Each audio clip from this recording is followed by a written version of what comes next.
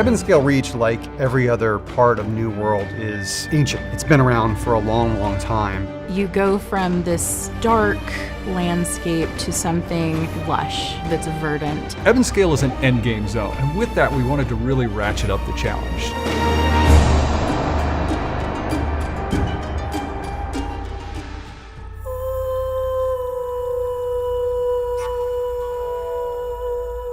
People have been landing on Eternum since the beginning of time.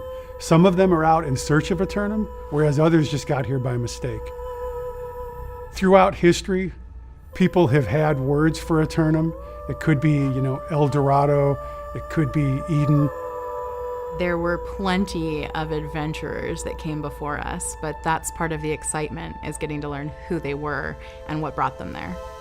For centuries and even millennia, different cultures, civilizations have sought out this place of legend. To some people, it could be Atlantis. To others, it could be where the Fountain of Youth exists. But there's always been some draw of finding this mysterious place.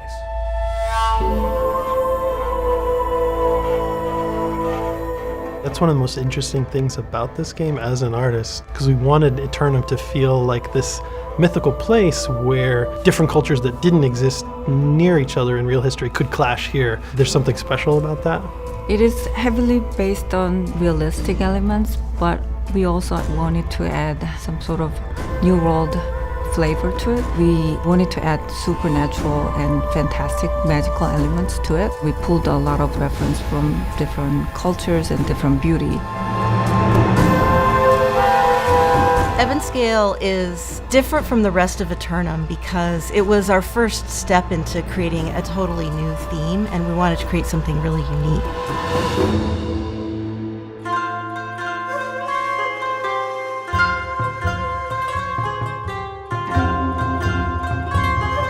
We really wanted the world to feel new and inviting and feel like there's always adventure over the next hill. And so Ebenskale is an example. We really wanted that to have a unique feeling to it, that it is very lush and tropical. There's this wistful, calm kind of beauty, but then also corruption and twisting to that nature. And so this dichotomy of the different feelings that are going on there.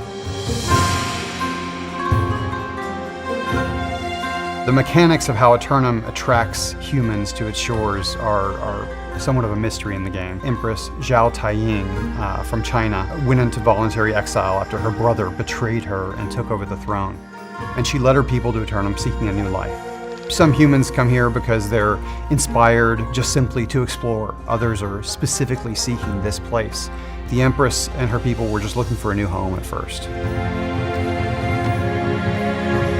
In the player's leveling journey, they're at a fairly high level, almost to the level cap, when they reach Ebenskale. We bring a whole new family of corrupted enemies. We have the corrupted musketeer, a bunch of corrupted melee, and it really brings with it a new challenge, a new set of enemies, and the POIs are super challenging.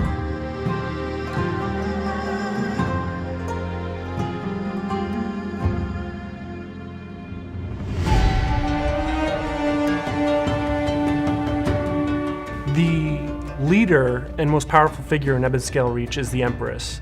And she originally had her throne usurped by her half-brother, and she was exiled and looking for a place to settle with all her loyal supporters.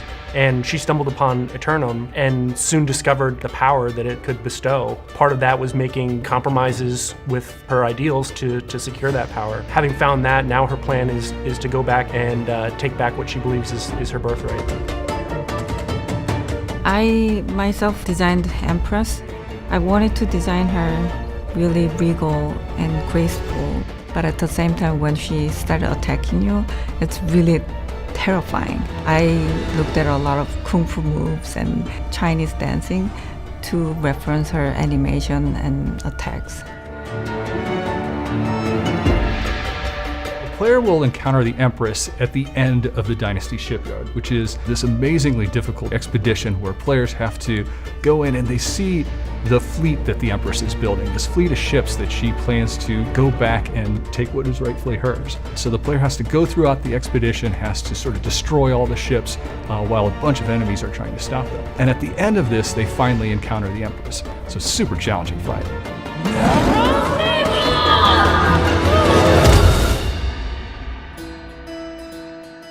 So from the team's perspective, when we're introducing new cultures, it's so important to us to properly do it. We want to make sure that this comes across as a celebration of that culture. Creating Ebenskale Reach, the team went through months and months of research and then also working with some of our other geopolitical teams, because what we want to do is be honorary to the source material, but we want to also view it through the lens of Eternum and the struggles that exist there. This is the most diverse team that I've ever worked on, and we definitely try to leverage the diversity within the team as much as possible to make sure that the cultures are properly represented. I mean, it's critical for us to get these things inspired by those cultures in the most interesting way, but again, to make sure we're being respectful and accurate. We've just touched the surface. We have some pretty cool ideas on where we want to take the story and the journey we want to take everyone on. We just can't wait to share that with you.